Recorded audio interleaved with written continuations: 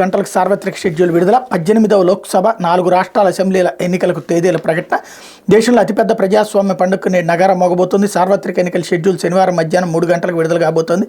Vignan Bhavan plenary హాల్లో జరిగే విలేకరుల సమావేశంలో కేంద్ర ఎన్నికల సంఘం ప్రధాన కమిషనర్ రాజీవ్ కుమార్, మిగిలిన 2 కమిషనర్లు గణేష్ కుమార్, సుఖవీర్ సింగ్ సంధుతో కలిసి 18వ లోక్సభ 4 రాష్ట్రాల అసెంబ్లీ ఎన్నికలకు షెడ్యూల్ రిలీజ్ చేయబోతున్న అన్నటువంటి వార్తని హైలైట్ చేశారు.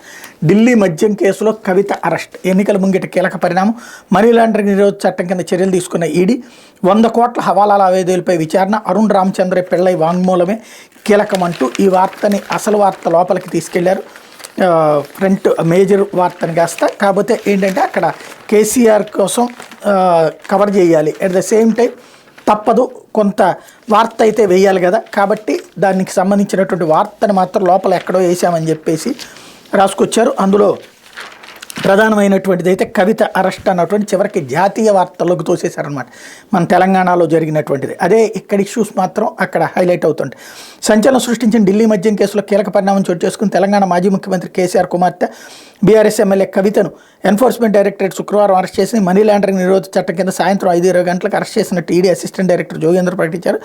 ఢిల్లీ నుంచి మధ్యాహ్నం 1:30 గంటల ప్రాంతంలో హైదరాబాద్ బంజారాహిల్స్ కవిత నివాసానికి చేరుకున్న 12 మంది సభ్యులు ఈడీ బృందం సుమారు 4 గంటల పాటు ఇంట్లోనే ఉండటంతో ఉత్కంఠ నెలకొంది. ఆ సమయంలో కవిత ఇంట్లోనే ఉండగా ఆమె నివాసానికి బీఆర్ఎస్ శ్రేణులు పెద్ద ఎత్తున చేరుకున్నారు. ఈడీ అధికారులు కవిత ఇంట్లోకి రాగానే సెర్చ్ వారెంట్ చూపించారు. ఇంట్లో సోదాలు నిర్వహించారు. మనీ లాండరింగ్ నిరోధక చట్టం ప్రకారం ఆమెను విచారించి వాంగ్మూలం నమోదు చేశారు. సాయంత్రం 5:20 గంటల సమయంలో అరెస్ట్ గల కారణాలను వివరిస్తూ ఆమెకు 14 పేజీల నివేదిక ఇచ్చారు. ఆమె నుంచి 5 సెల్ ఫోన్లు స్వాధీనం చేసుకున్నారు. అరెస్ట్ సమాచారాన్ని మండలి చైర్మన్ గుత్తా సుఖేందర్ రెడ్డి కూడా ఇచ్చారు. అరెస్ట్ సమాచారం తెలియగానే సాయంత్రం 6 గంటల సమయంలో బీఆర్ఎస్ నేతలు కేటీఆర్, హరీష్ రావులు కవిత నివాసం వద్దకు చేరుకున్నారు. ఈడీ అధికారులతో కవిత సోదరుడు కూడా ఆయన కేటీఆర్ వాగ్వివాదానికి దిగారు.